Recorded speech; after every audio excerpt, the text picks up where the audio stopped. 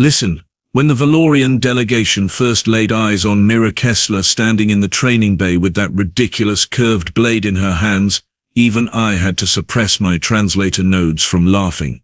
And trust me, I've witnessed 12,000 combat exchanges across 3 galactic sectors. Nothing, and I mean absolutely nothing, prepared me for what was about to unfold in those next 60 seconds. The Valorians are 10 feet of rippling muscle wrapped around bones that could shatter starship alloys. They've dominated the unified combat trials for the last 4 centuries without breaking a sweat. Their champion that day, Krakthul, a 300-pound nightmare with 4 arms, each one capable of generating impact force measured in kilotons. The spectators in the observation deck were practically vibrating with excitement. Some were already calculating how fast Earth would capitulate once they saw their best fighter get absolutely demolished. And then there was Mira, standing at barely 5'6", carrying a sword that looked like it belonged in a history museum, rather than an intergalactic combat arena. She looked like she'd wandered into the wrong tournament. Her dark hair was pulled back in a simple braid. Her stance seemed casual, almost dismissive. Several Valorian officers started making those deep guttural sounds that pass for laughter in their species. The synthetics monitoring the match recorded 17 different betting pools being opened simultaneously, all with identical odds. Humanity had approximately 0.003% chance of victory. I'll be honest, sitting in the judge's booth above the arena, I was curious rather than optimistic. Curious about whether Mira would die fast or merely very, very painfully. Humans were relatively new to the galactic stage, maybe 40 years of verified contact with the rest of us. Most species had assumed they were basically expensive pets, fragile, entertaining, occasionally useful for labor. The fact that Earth had submitted a fighter to the trials was treated as a novelty act. A cosmic joke, if you will. Krakthul entered through the eastern gate with the confidence of someone who'd never experienced defeat. His forearms flexed in that intimidating way Valorians do, each muscle group designed specifically for maximum psychological warfare.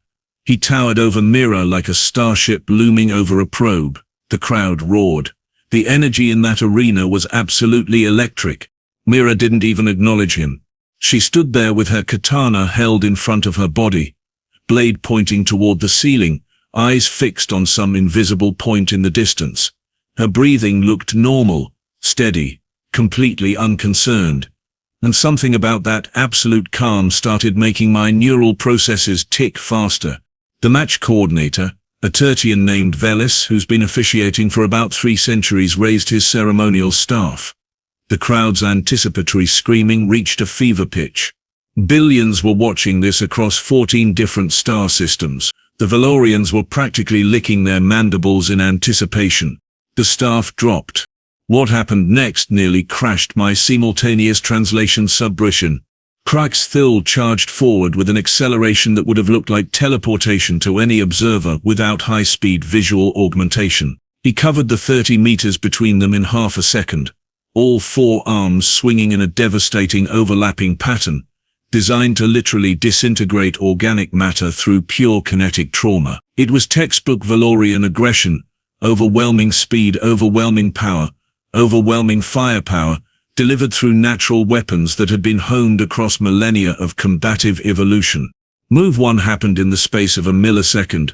Mira pivoted, not a massive theatrical spin, not some flashy evasion, a micro-adjustment of her center of gravity, a 45-degree rotation of her entire body that moved her approximately 3 inches to the left. Krakthul's forearms swept through empty air where she'd been standing 0.03 of a second earlier. His momentum carried him forward, his massive body committed to an attack that had been designed assuming his opponent would either block, flee or cease functioning entirely. But she was already moving.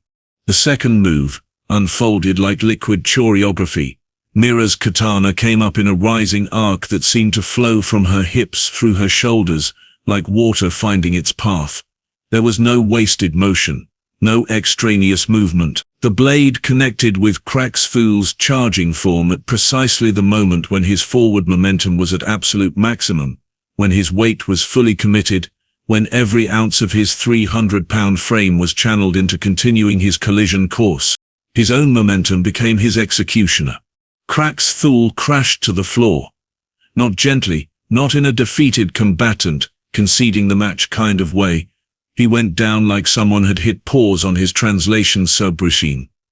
He went down like gravity itself had suddenly quadrupled. The sound his body made hitting the arena floor was somewhere between a thunderclap and a building collapsing. Dust actually rose from the impact point. The crowd went silent. Actually, genuinely, completely silent, and I mean that literally. The entire observation deck just held its breath. Then Mira executed the third move, except it wasn't really a move so much as a confirmation. She pivoted again, that same minimal adjustment, and positioned her blade at Krax Thul's throat. Not touching, but close enough that everyone watching understood the message. Close enough that everyone understood exactly what had just transpired. The Valorian champion was immobilized, unconscious, possibly concussed, definitely surprised if his facial expression was any indication. The referee's staff came up, match concluded. Victory, Mira Kessler of Earth. The silence that followed was the kind of silence that makes your neural processors scream. The kind of silence that happens when an entire galactic civilization processes the fact that something they assumed they understood was fundamentally wrong. For approximately 5 seconds, absolutely nobody moved. Then the betting algorithms started crashing. Then the commentary networks started absolutely losing their minds. Then the Valorian delegation started demanding rule clarifications that obviously didn't exist. Krax Thul's coaching staff requested medical intervention as he remained completely motionless, his neural patterns apparently still trying to process the fact that the match had begun and ended in the span of most species' visual processing delay.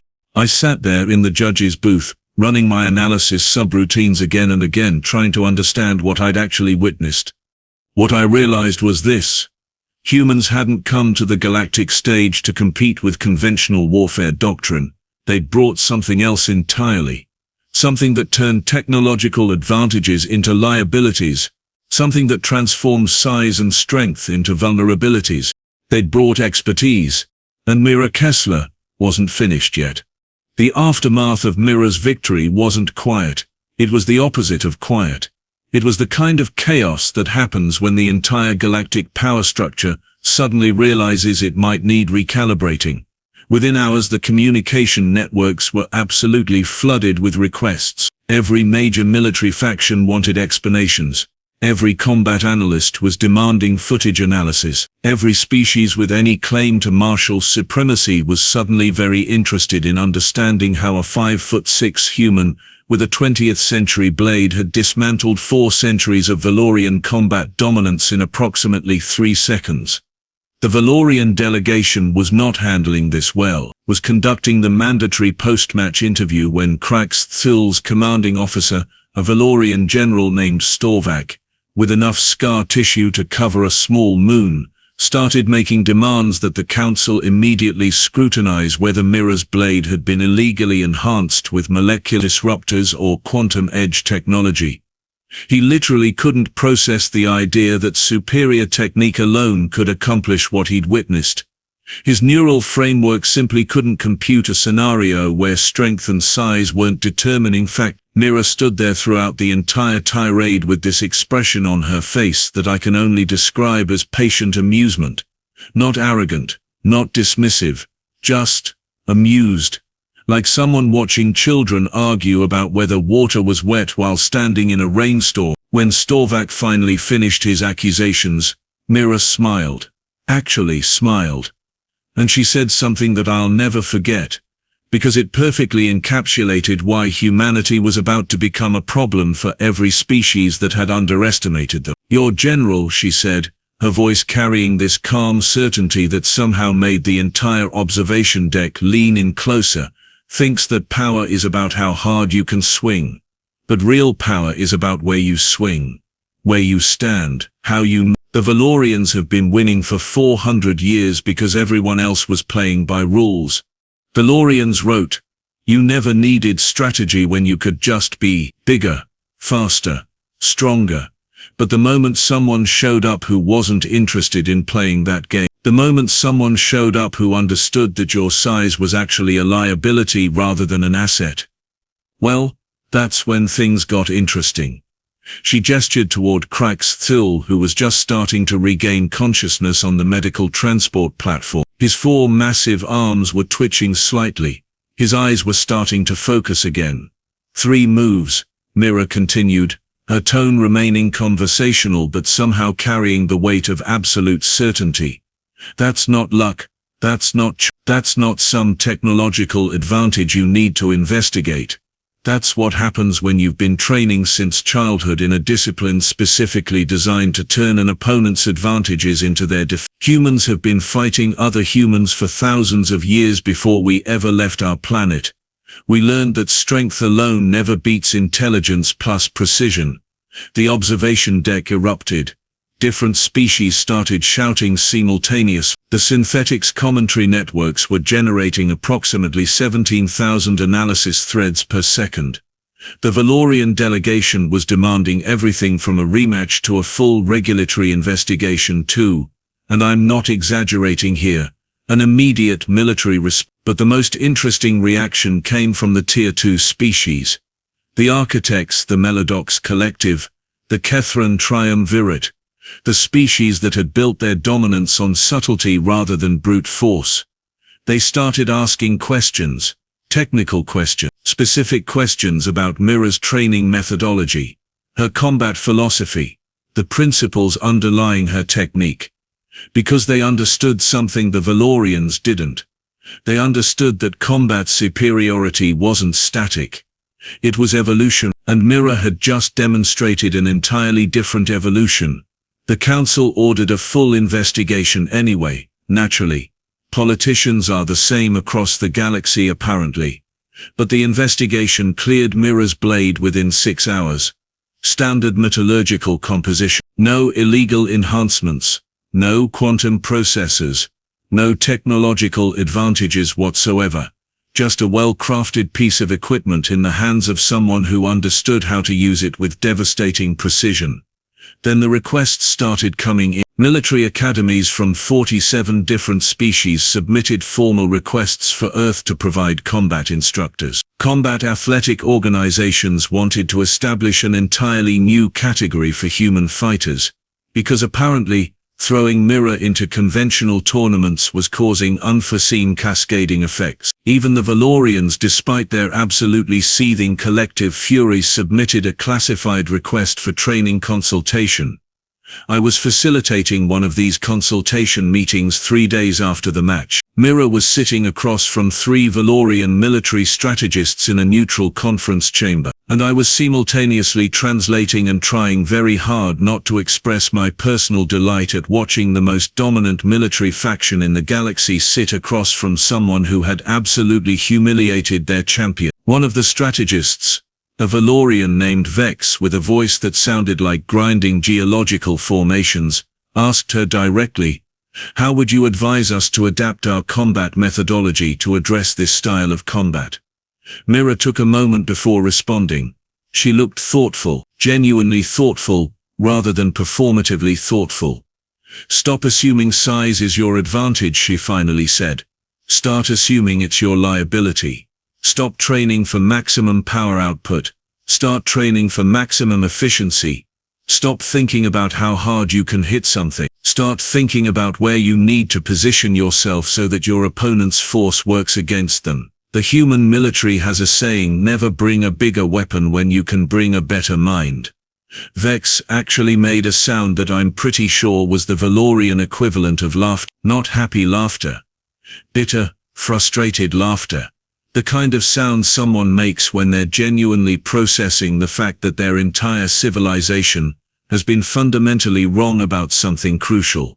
Over the following weeks, something genuinely unprecedented started happening. Species began cooperating on combat methodology refinement. The Kethran Triumvirate shared their flexibility-based combat training. The Melodots contributed their pressure point knowledge. The synthetics provided precision calculation framework, and Mira, this 5'6" human girl with a katana and a willingness to fight anyone who doubted her, became the unofficial coordinator of the largest cross-species military collaboration in galactic history. The Valorians didn't win their rematch. Kraxthu trained with Mira directly for 4 weeks, and fought her again with completely different methodology. He actually made it to 5 moves before she ended the match. Progress, technically. But the message was unmistakable. The Valorians were no longer the pinnacle of combat excellence. They were just another species learning from humanity's accumulated millennia of fighting experience. By the end of that quarter, Earth had established 15 military academies on neutral stations. Every academy was staffed with human instructors. Every academy was packed with students from species that had spent centuries assuming they were inherently superior to humans in direct combat.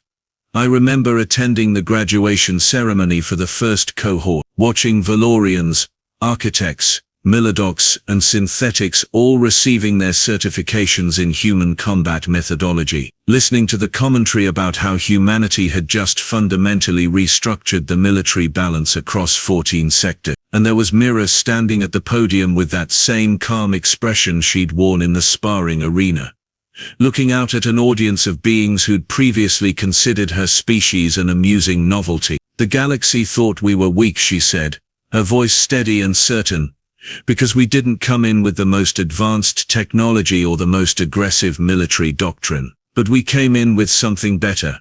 We came in with thousands of years of fighting ourselves. We came in with disciplines refined across centuries. We came in with the understanding that true strength isn't about dominance, it's about adaptation. It's about using precision instead of power, using intelligence instead of aggression, using efficiency instead of force. The Valorians taught us something important today too. They taught us that the moment you assume you've already won, that's the moment you've actually lost.